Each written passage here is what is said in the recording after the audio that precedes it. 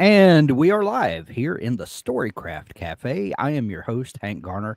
Today, super excited to have Jeff and Abby joining me today here in the cafe. Everyone knows Abby already. Jeff is new to our cafe, but Jeff is has a co-writing relationship with Abby, and they have co-written a number of projects together. And I'm always fascinated by the way people can create together. And I just wanted to pick their brain for a little bit. What makes this madness possible? Abby, Jeff, welcome to the show. It's slim pickings, Hank. Yeah. Thanks for You inviting know, me. yeah, well, we're super happy to have you. I love to start conversations off with a fun question that kind of sets the tone for a conversation. And I'm going to pitch this question to the two of you. Uh, what is your first memory of wanting to be a writer or storyteller? And Jeff, since you are our guest, I'll let you go first, unless you would like to defer to Abby. I think the I remember it when I was at least in junior, maybe sixth grade. About sixth grade. I was creating little stories on paper with my friend in class when we were probably Yeah. supposed to be listening to the teacher. It was little monster battles and characters like that, but it would start simple and we'd create an entire story around the picture, and it ended up just being chaos by the end. But I think I knew at that point that I liked making things happen. I liked generating these ideas and going with it. So That's very Captain Underpants, Jeff. is it? I guess it is. Yeah. Yeah, it's very Captain Underpants. We of didn't you. create Dogman, but we did create little aliens in their ships. I had a science teacher in the 8th grade, I think it was, and he was so boring and monotonous, just the worst teacher ever. I think he was a great guy, but he just didn't have the capacity to connect with other human beings, and on a meaningful level. So this classmate and I started drawing comic strips, and we made him into a superhero.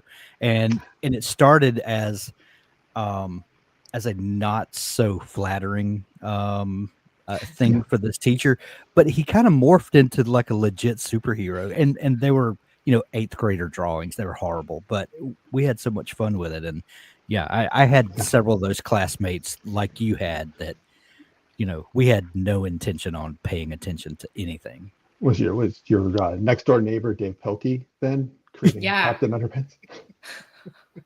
For real, man. Right.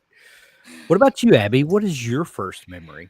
I was significantly older than either Okay. of you then. It was actually the first summer after I started teaching high school. I decided I was Really? going to write a book, and I did not have a computer at my house. My husband teases that when he first met me, I did not have cable. I did not have a computer. I was like the last person on earth to use PC dial-up, because I would bring my school computer home with me over the summer, and then I would dial up internet. But I decided I was going to write a book. I knew nothing about writing books. I was really good at telling stories and like writing emails though. And I thought, well, that's all you need, right? It's make people laugh at dinner. I can do this. And so I also thought that key to me finishing the story was to buy a Papasan chair, which I put on my back porch, because my glorious summer idea was I was going to sit on my back porch in this Papasan chair, and I was going to write. And by the end of the summer, I was going to have a book. And I think I had like a chapter and a half. I And I love that realized you had this whole aesthetic in mind, Mhm. though, the chair and It all. was mostly just about the aesthetic. My father will tell you I decided I was going to play golf. And when I realized golf was hard, I decided just buying clothes that made me look like I could play golf was enough. I was out after that. So Sometimes it is enough. that's all it is. That's all I needed Yeah, to look yeah. like I knew what I was doing. Yeah. Story of my Jeff, life. Jeff, did you have an experience like that where you, thought I'm going to write a book? I've got these things inside me that need to come out. And did you buy a chair? I did not buy a chair. No, no, I have lots of false starts earlier on, like in Yeah. college and stuff like that. Took some classes, wrote half a screenplay in my sophomore year in college, and decided that it was going to be too hard to get into the writing world, too hard to get into the film industry. I should probably be more realistic, and found other fun things to do. So I feel like that was a sort of a sad end of that little story, but giving up on a dream. But I'm back. So Yeah. Yeah. I went through a phase where I was writing. I wrote a couple plays and also some really, really terrible poetry, like Nice. from 19 to 22, like really, really bad poetry. Like if it ever surfaced, I would change my name and move to a different state. It was that bad, but anyway. yeah, yeah. Yeah. I never liked poetry, but I've grown to enjoy like the constraints. It's really Yeah, fun to really put yourself in this little cage and absolutely. see what you can Yeah. do and let yourself be bad. I've Yeah. done some recently. I've done some really bad stuff, but it was fun. And sometimes you need some bad stuff that you can Yeah. just let be fun. That's Dude, Why? y- it's Oh so no. hard, you guys. This is sometimes talking to you guys, it's so hard because the middle school boy in me comes out. I'm like, I'm gonna dial it back. I'm just gonna write this in the comments in the private chat. I'm gonna keep my comments to myself. Gosh, you guys are killing me. probably a good move there, Abby. So when you decided that you had begun teaching school and you decided that you wanted to try to write a novel, is this after you had gone to art school? Yeah, man. It was So after what I'd gone to art school. I was teaching fine arts. so what type what was your specialty? You say art school, but is it just a general term? Do you I'm gonna uh tell you, specialize in something? I want you to know I've heard all the jokes. So Okay. feel free, people, put them all in the chat. I don't care. Weaving. My medium was weaving, not underwater basket weaving, just weaving. I did fibers. So that was my undergraduate degree in fine arts. I also did a lot of historic and alt process photography and printmaking. So they all kind of go hand in hand a little bit. But basically, I'm into taking anything easy and making it as tedious as freaking possible. So, Checks out. this So is why I was made to write a book, because I'm like, oh, you want to go to Joann's Fabric and buy cloth? No, not me. I would like to weave it one thread at a time, please. of That would course. be what I want. So, and now I'm here writing books one word at a time. One word at a time. One word. So, So I'm going to come back to that, Abby. But before we pivot back to that, Jeff, what do you do for your day job these days? I've been a software engineer in, uh, at various big companies, and right now I'm working in the animation industry. I'm actually working at DreamWorks Animation. So go see Dogman. Sorry, plug for my stuff right now. And Nice. so when I'm there, I get to. It's really nice because I can participate in all the creative activities and training. So I've taken acting classes and improv classes and drawing classes. So everybody there is creative. It has some creative outlets, and there's lots of writing classes. That's really where I got back into the screenwriting. So I've written several screenplays, and then around the time I met Abby a couple of years ago, I decided to try my hand at novels. So well, and you know what's really important about that, Hank, if I can interject? Do tell, Abby. They're super into the idea of the writer's room. You put a bunch of people into a room who all work on the same story. yeah, yeah. So Okay, we're gonna put a pin in the writer's room because I'm definitely coming back to that. But you have something to say about weaving? We're circling. Okay. I'm doing my best to leave weaving alone. Okay. But I'm Fair. not making any promises. Not making any promises. What I am fascinated by is the circuitous route that most writers take brings them around to writing, storytelling, fiction writing, especially. I've said this before, but I've done better than 2,000 author interviews over the last almost decade and a half, and I can count probably on one hand, possibly six fingers, the amount, the number of writers who have only wanted ever to pursue writing, and all of their undergrad, their graduate, the MFA, all is in pursuit of writing and publishing. And that's the only thing that they've ever wanted and the only thing they've ever pursued. Seriously, out of over 2,000 authors, a handful of people have that experience.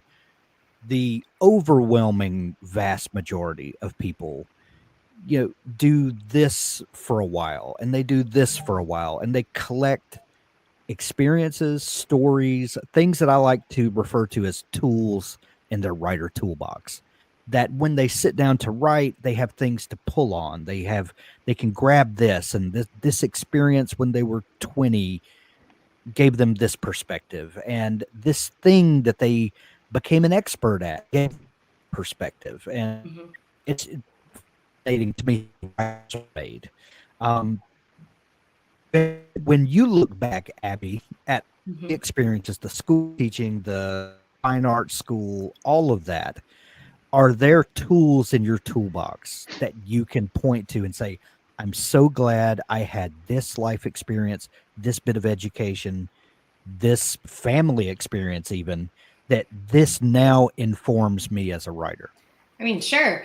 If you think about it, probably most of us, even if we wanted to write books from the time we were children, our parents probably encouraged us to get degrees in useful things like fine arts and weaving. And so that's what I did. I got a very useful degree in weaving. As a matter of fact, I was one class shy. Did not realize it until I was ready to graduate. I was the introductory class shy of also having a degree in Appalachian studies. So, as one does. just to paint the full picture. But for me, I could just see you with a hammer dulcimer, like telling stories at I've always wanted to learn to play that, the dulcimer. I think that would be amazing. I play the radio. That's as far as I go with music. But I think the idea of getting a degree in fine arts, what it really did for me was made me not afraid of criticism and the creative process, which is incredibly messy. Now, when you are a fine arts major, oftentimes you walk into the room on project, critique day, and you know that the teacher is only giving out 3 A's.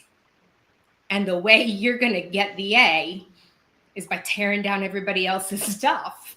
And so you end up really getting this thick skin in a lot of ways, because you throw criticism at me and the first thing I think is, what do you really mean by that?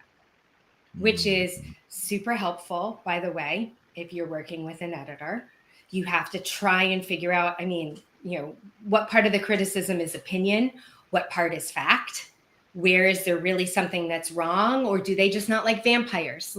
You've got to kind of try and figure all of that out. So it was that part of my schooling actually has done me well. Not to say that Jeff has not heard me cry more than once about an edit or something that's really upset me. But not just that, but then, like I said, the really messy creative process. Writing a book is exactly the same as, any other piece of art that I've ever made. The process, the thinking, being creative by putting bounds on your creativity. These are all things that I don't just, my brain doesn't know, but I feel it. I know it because I've lived it. And so I mean, I think my degree has done me well for a lot of reasons, but it's really paid off, as far as pursuing writing. So. And if you've never ugly cried at an edit, are you even a writer? I don't think so. You got to be, you allow yourself to be a diva for like a good 10, 15 minutes, and then you got to be a gangsta after that. So noted. Yeah. What about you, Jeff? What are there things you can point to that are in your writer toolkit now? Yeah, I thought it was interesting. Abby said that her creativity and embracing the messiness is interesting. And I think that's one of the areas that we're different. Like my degree was physics. So I take a messy system, try to try to write the equations for it, I guess, is what you do and how you learn it in physics is, and so, but that same analysis, and I haven't practiced physics after graduating, but I take that same approach to everything I do pretty much. So what's the situation? What's the story I want to tell? What is the analysis and structure? So Abby and I take this from very different perspectives, I think. And so I'm really wait a minute, we have this at the beginning, this in the middle, but that doesn't equal this thing we have at the end, and we want this thing at the end, so we need to change these numbers at the beginning or the middle. Probably, I know it drives Abby crazy because I'll make us like cycle over things a dozen times, like it's still not adding up for me. Maybe it is exactly right in her head. Maybe we have to communicate a little bit more about it, but I think that sort of utility that school developed in me, I've definitely taken into my writing, where I like to know where we're going, and sort of have those major beats planned out, and then I allow myself flexibility to get creative. But I think the combination of her embrace of the messiness and just allowing things to happen and the magic to come out of that, along with sort of we both actually get a little bit more structured at times and have to control each other, but you're more analytical than me, right? And I think that's the word that really describes one of your strong points in writing, is the analytical piece. I did not come to writing. I came to writing as a pantser. And even after I learned how to outline, I wasn't very good at it. I didn't really and really working with you has made me a better outliner, because I think you explain things in a way that my brain understands, but then I see them in action with you. And for us, it's imperative that we have a solid plan to go forward because of the way we actually write. And so, we're a yin and a yang. So. Yeah. Fortunately, our sensibilities are about the same. So, and our sense of humor. So, like, she'll leave off on a paragraph, and then I'll continue that paragraph later that day, and you can't really tell. I can't remember who wrote what. So, or who, I remember some jokes that I put in and some jokes that she puts in, but at least half of them, I don't know. Sometimes I claim your jokes are my jokes, and sometimes I claim my jokes are yours if Sean doesn't laugh at them. I was like, Jeff wrote that. Yeah. So how did the two of you meet? Abby, you're on the East Coast and in Florida, and Jeff, am I right that you're in California? Yeah, I'm in the LA area now. Okay, so you're as far apart continentally as you can be. How did the two of you become writing partners? Well, the beauty of the internet, I think. Yeah. So it's where I've met all of my best friends on the internet. Yeah. I mean, I'm not gonna lie, it's where I've met most of my best friends. So no, I used to run. So before I ran Dabble's community, here's a shameless plug for Dabble's community. I've run two other writing communities previously. And so the last community that I ran, Happy Writer, we used to have a lot of these like coffee hours where everybody would just get together. It was like an open Zoom room, and whoever showed up. And, we would chit chat about, writerly things, and there was no agenda, and they weren't recorded. It was just a social hour. And so Jeff used to show up to those, and he would talk about some of the things that he was working on. And I had this weird feeling. I was like, I bet he and I would write a good book together. Like, I'd really been wanting to try and co-write. I had a friend who sort of planted the idea in my head. But I was really nervous, by the way, Jeff, before I emailed you the first time. I was like, hey, would you want to swap work and like see if we wanted to write together? I was like, what if he tells me no? I'm going to feel utterly rejected. I was like in middle school all over again. But luckily, you sent me one of your screenplays. I sent you one of the books that I had written. And we both kind of looked through it and we were like, yeah, we might as well give it a shot. But we ultimately ended up, instead of working on something that was one of ours or the others that was already either completed or partially completed, you had a group of like pitches that you had given at work that you thought would make a really good middle grade novel. So you sent me the pitches and we kind of took it and ran with it. Yeah, I think it was during one of those chat sessions, coffee chats, where I was used to the writing rooms. We have groups at work where we meet once a week and people can talk about whatever writing stuff they want. And so I was used to that. And so I came to this and said, here's a couple things I'm looking at. What sounds like I should work on it? What are your thoughts, everybody? And a dozen people or so just, sort of, most of them nodded, but Abby afterwards was like, hey, let's talk. I have thoughts. I love that. Ooh, you're the boss. You're the teacher here. The teacher's picking me. So of course I'm going to want to team up with the expert. So let's use expert in air quotes though. So in his book on writing, Stephen King talks about the part of the process where you're drafting and you keep the door closed. And it's a metaphorical door. Sometimes you have a physical door to your office and you close that door and you're just writing just for yourself. And then in the revision process, he talks about opening the door, and that's allowing outside feedback, some trusted readers, that sort of thing. When you're co-writing, you kind of have that door cracked open all the time, from the first draft on through, because there's another person that's involved in your creative process. And for me, that terrifies me because I am, I took that advice from him to heart, that when I'm working on something, and this is why writing sprints on Thursdays when I lead and my writing is up on the screen, goes against everything I believe in, because this is for me until I get to the next day. But I don't have a hang up. Hank. Let me tell you, you're a parent. You had 5 children. Yes. Co-writing is like the door is cracked and somebody's on the toilet and somebody's standing on the other side of the door trying to hold a conversation with you. That's what co-writing is like. Yeah, understood. Who's on the toilet at any one given time? That's the only question. So. Right.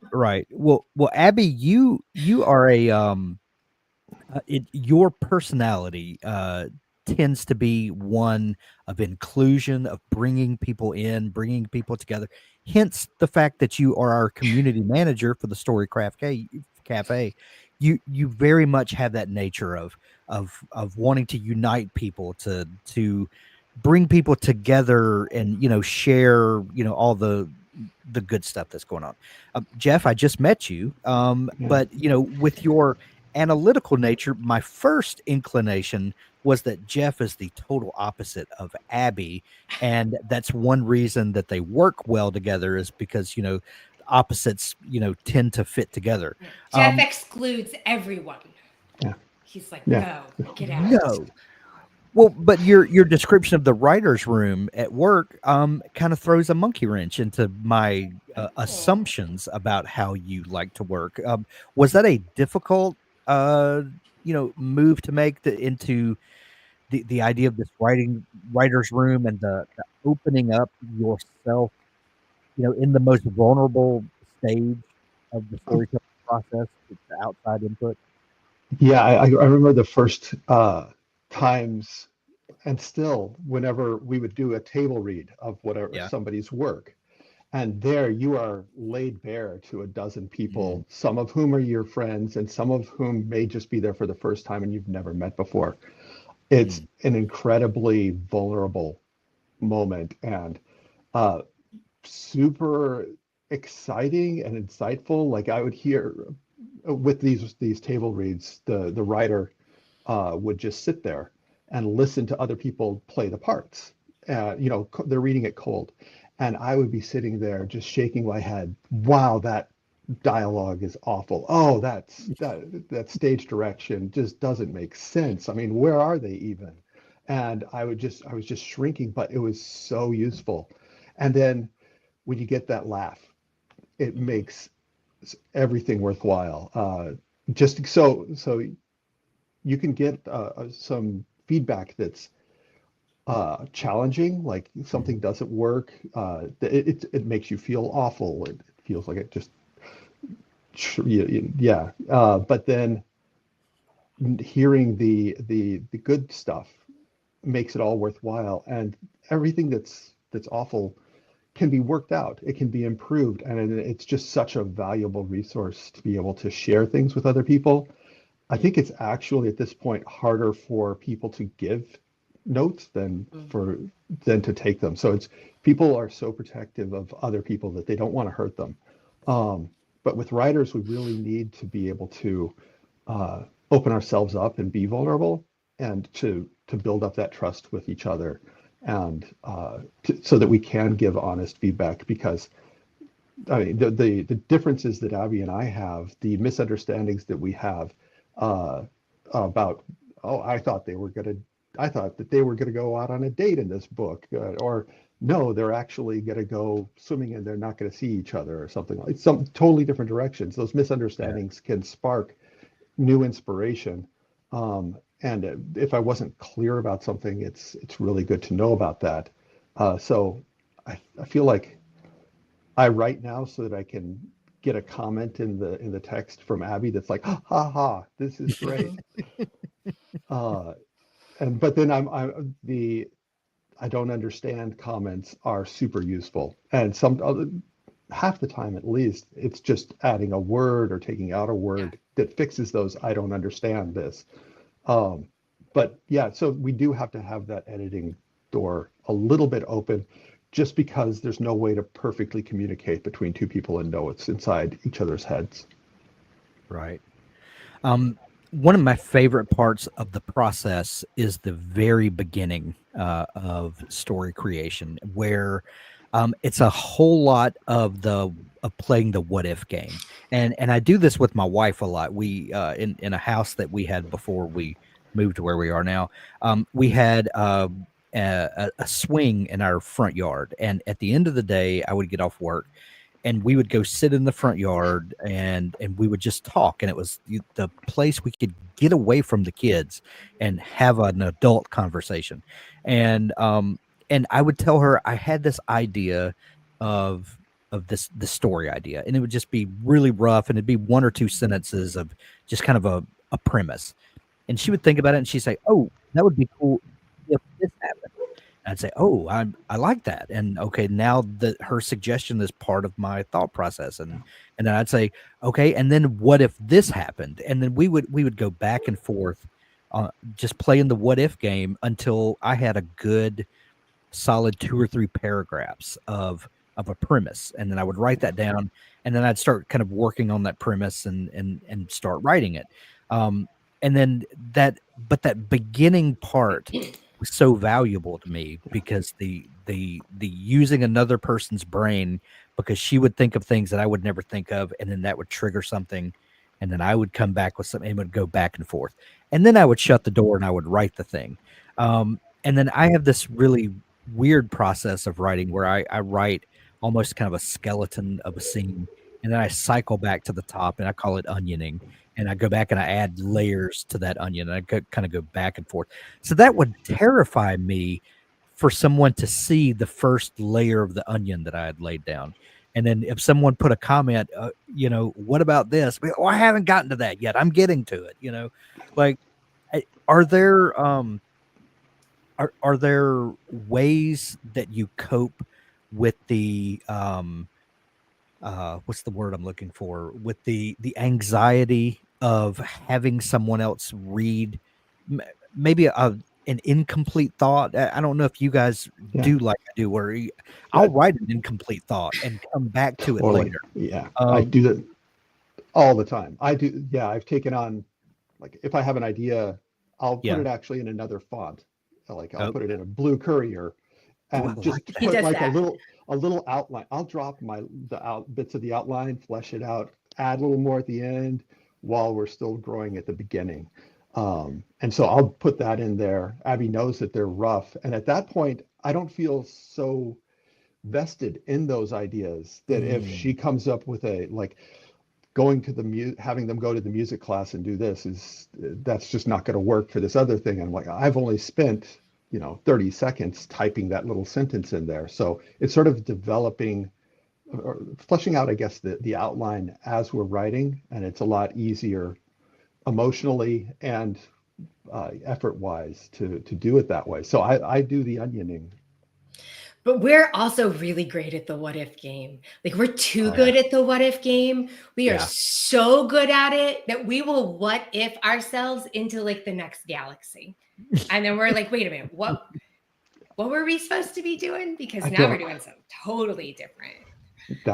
That's where we need to, our biggest problem has been like making sure that the characters have strong goals in every scene, because we just have fun writing these what if scenes. And it's like, wait a minute, I think they wanted to get her to say no at the beginning, but now why are they stealing a spaceship? So it's just, yeah. Well, that's a great point, Jeff.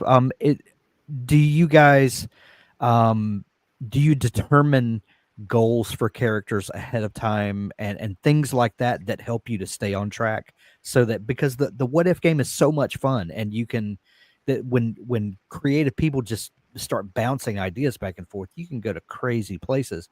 But I mean, like, I guess the real question is, what is your outline process like, and how do you determine what is set in stone?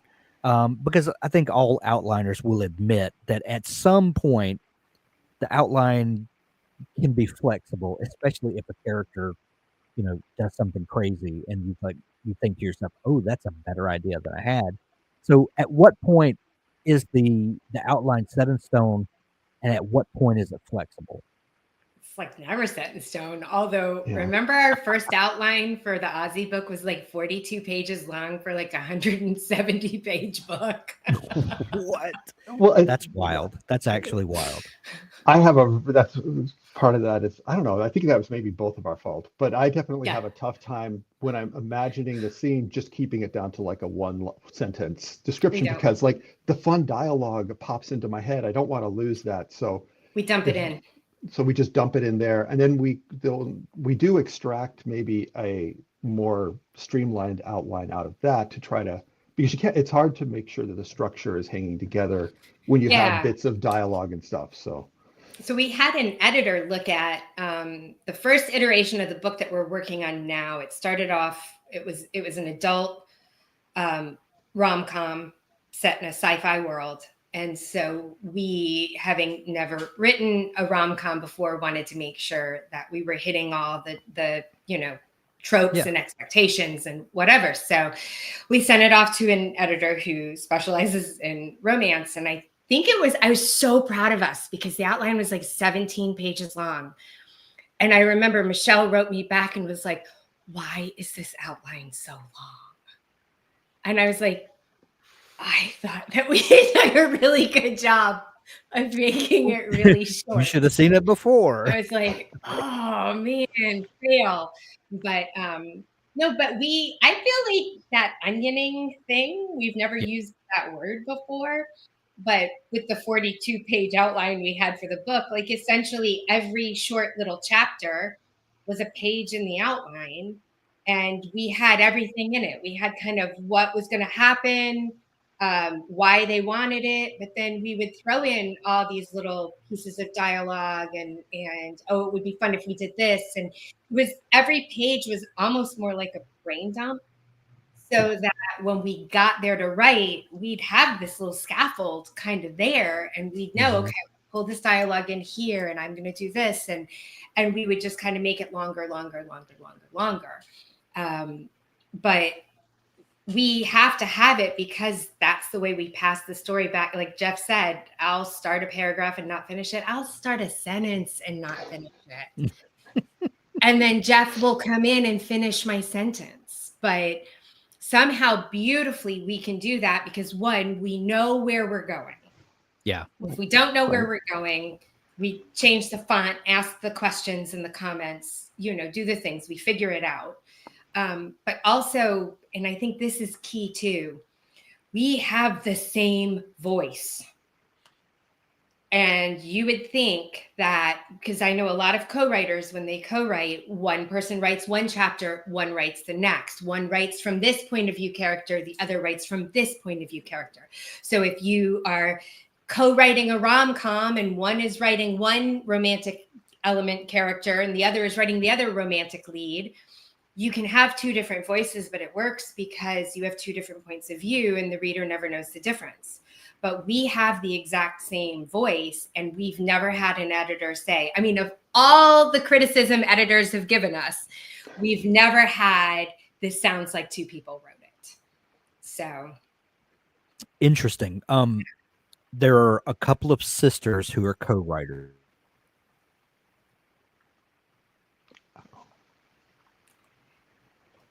We'll pause for a second. Poor Hank. I can't read his mind. I can't finish Hank's sentence. No.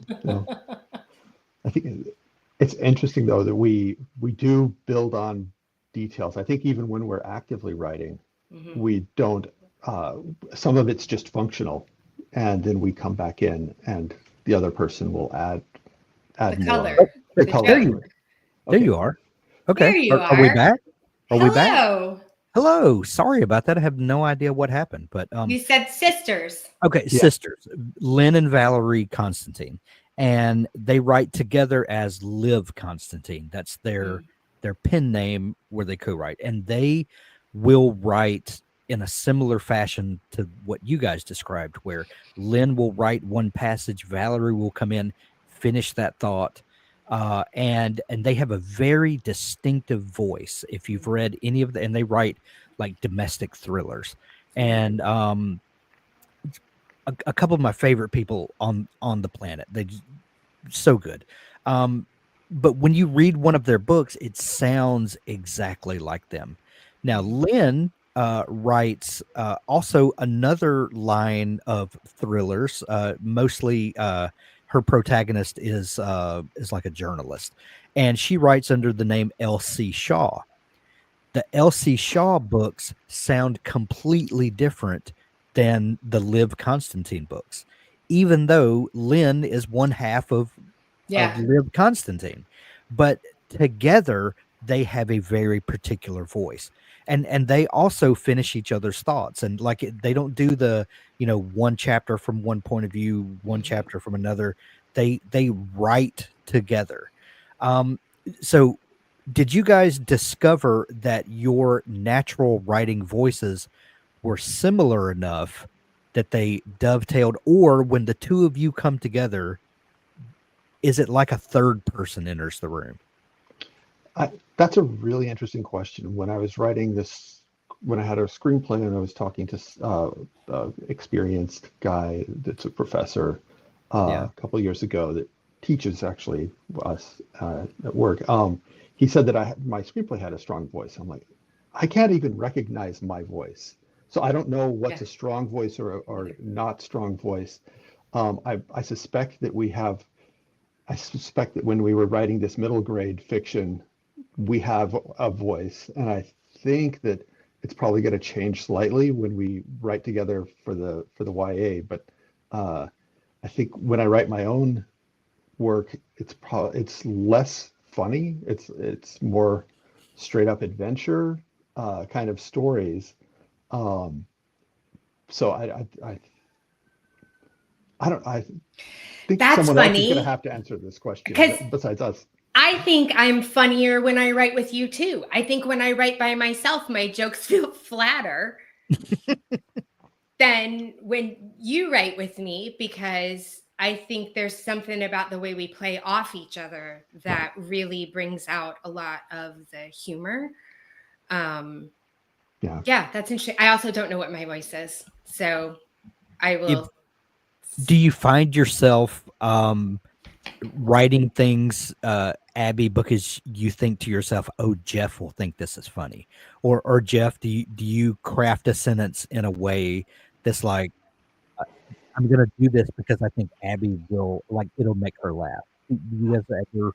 I'm always trying to make Jeff laugh. Yeah. I'm always trying to make everyone laugh, and I get really mad when they don't. And so, Yeah, I'm not so much trying to craft something that specifically for her, right? Yeah. It's more that I hope that she, I Yeah. think this one's good. I hope she laughs at this, and Yeah. like it makes my week when she leaves a comment in there that it was funny. So I recently wrote a joke that I thought would make Sean and Beatrix, my husband and my daughter, laugh, and they did not laugh when I read that part out loud, but they laughed The at the disrespect. next part, which I did not intend it to be funny, and I was like, "What is happening here, people?"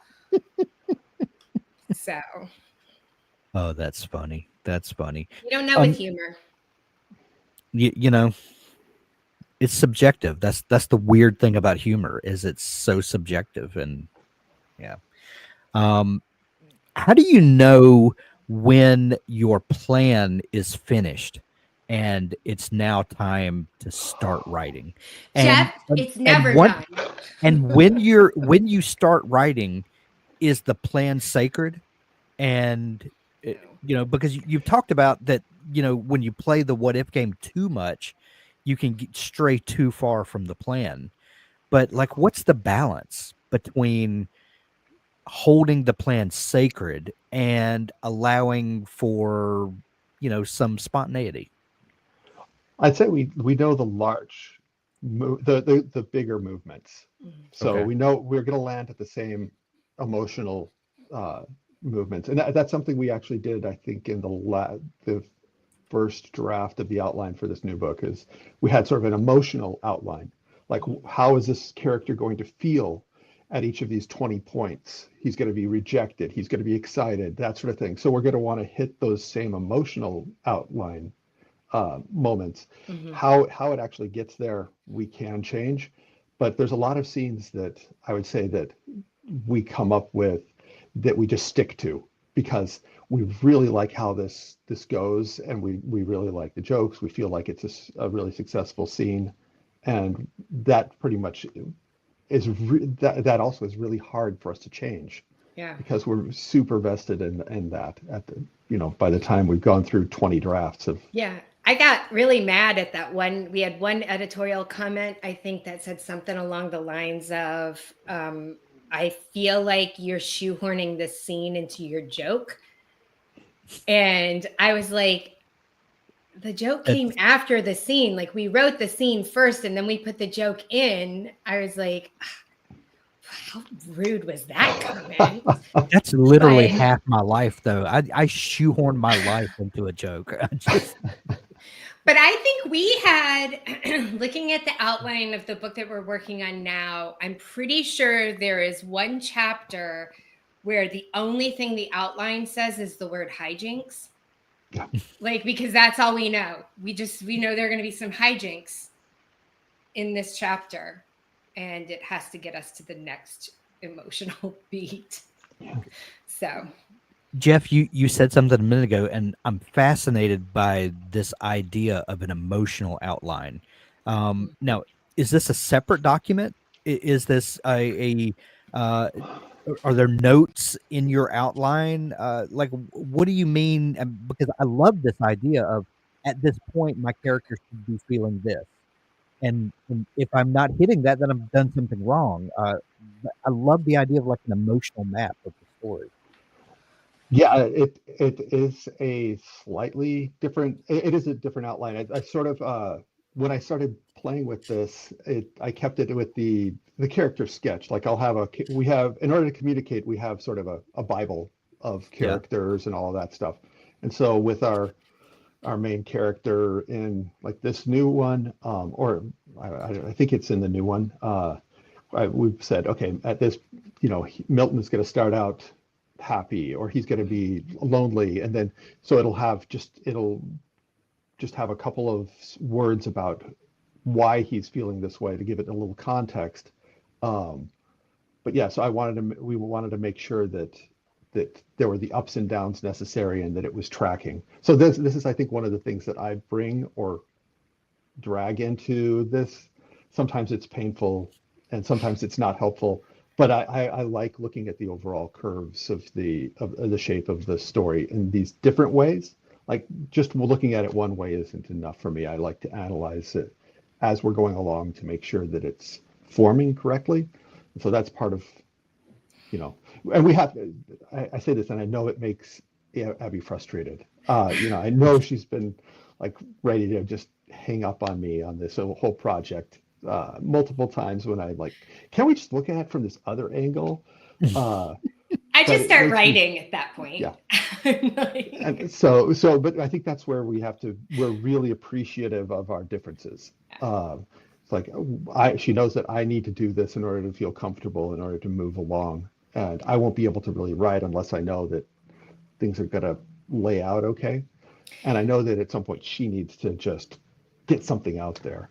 well, but so the opposite for me is if you just turn me loose and let me go, I'm going to have fun and be like, wee, like that gif of the pig with the head out the window and the little pinwheel. Like that's just going to be me living life, writing a book.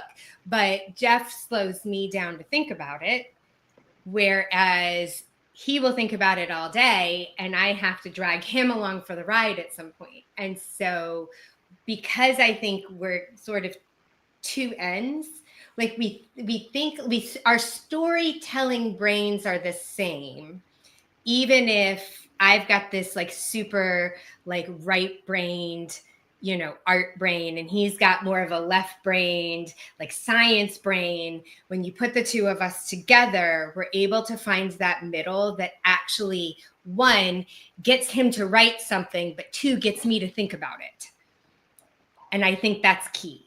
And I think that's why we're stronger together than we are separately. Understood. If people are thinking about co-writing, but they don't really understand the mechanics of it or even how to get started, since you guys have been doing this for a little while, is there any advice that you could give someone who's thinking about it but not really sure how to bring two different personalities together to tackle a situation like this? I'm looking at what would Jeff. you tell what would you tell someone who's thinking about, or are there pitfalls that they should look out for? Like, if you're going to do this, this is wonderful, but don't do this. Or maybe Trust, someone was not sold on it. What is a benefit that comes from co-writing that maybe you didn't foresee? Well, the number one benefit for me is momentum. If I'm feeling a little slow, I am so inspired by seeing another half chapter that she wrote. Like I'll write at night in California and she'll write in the morning in Florida. Sometimes we'll overlap at 2 a.m. In California time. I'm like, good morning from tomorrow. Yeah, I'm going to bed. But knowing that, that she's read it and appreciates something that I created, and seeing that she created something, just shoots me back out of the cannon, so that I feel like we have momentum no matter what's going on. And I think the biggest thing that's important for us is sort of, you don't have trust when you're brand new at sharing this, but as you're building that outline and chatting about where you want to go, I think you can see whether or not your sensibilities are similar, and just allow the other person to have fun. Just if you don't want to, you want it to be fun so that they can get everything they want out of the writing process, uh, and get their ideas out, because you don't really know where they're going. We have a pretty good idea. Hopefully we know where the other person's going, but uh, trust them to take it somewhere interesting, and you can always shift it later on.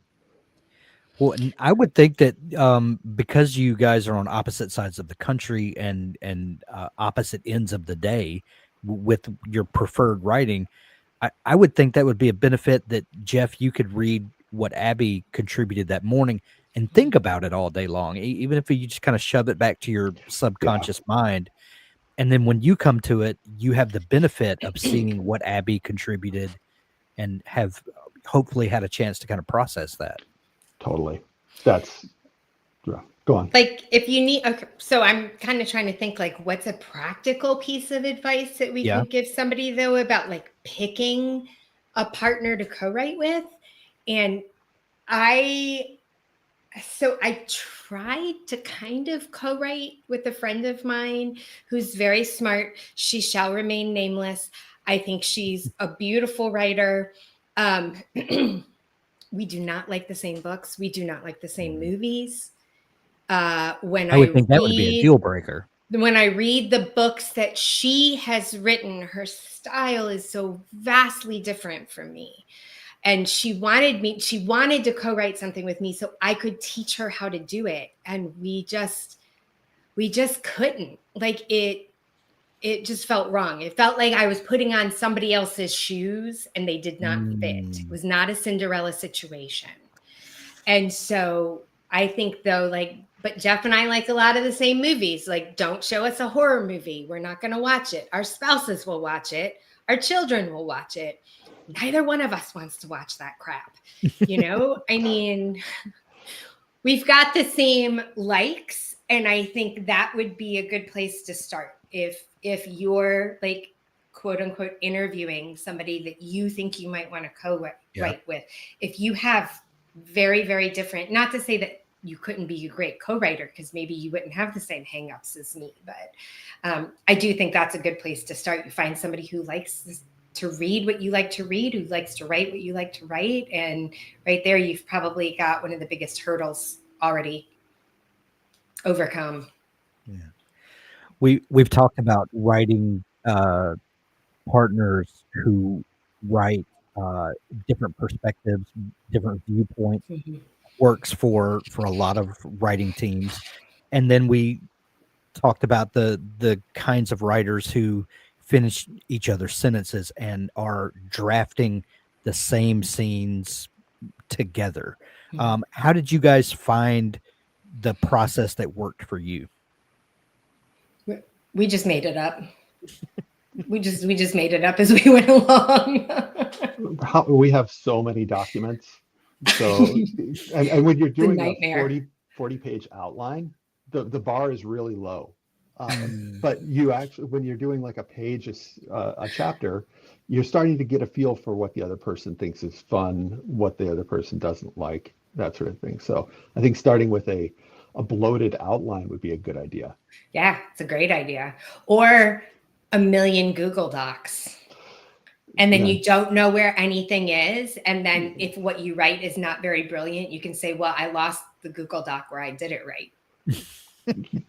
Yeah, actually, to prepare for this, I was like, I should go look at some of the chats that we had, because all the comments, because we will break Google Docs with the number of comments that we put into these things.